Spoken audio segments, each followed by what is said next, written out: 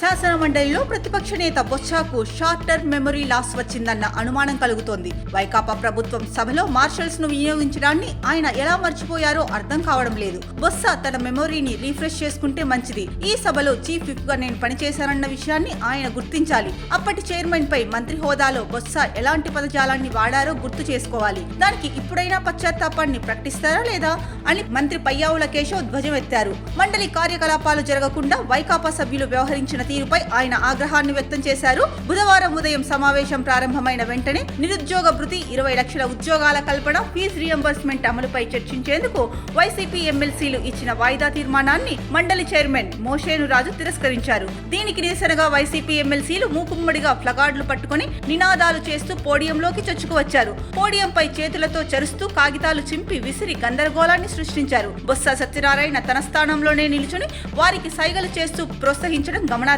కాగా వైసీపీ ఎమ్మెల్సీలు ముందస్తు వ్యూహంతో ప్లకార్డులతో సభలోకి వచ్చారు. వాయిదా తీర్మానాన్ని చైర్మన్ తిరస్కరించిన వెంటనే పోడియంలోకి చొచ్చుకు వెళ్లారు. ప్లకార్డులు ప్రదర్శిస్తూ నినాదాలు చేస్తూ ప్రశ్నోత్తరాలకు అడ్డుపడ్డారని అన్నారు. ఉదయం 10:15 ఒకసారి, 10:44 రెండోసారి, 11:47 మూడోసారి వాయిదా వేయాల్సి వచ్చింది.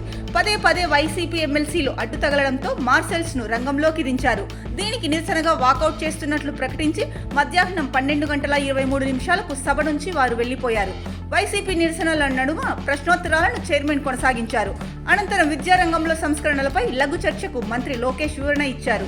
4,271 కోట్ల రూపాయల ఫీజు రియంబర్స్మెంట్ బకాయిలు పెట్టిన వైసీపీ దానిపైనే ధర్నా చేస్తోందని లోకేష్ విమర్శించారు.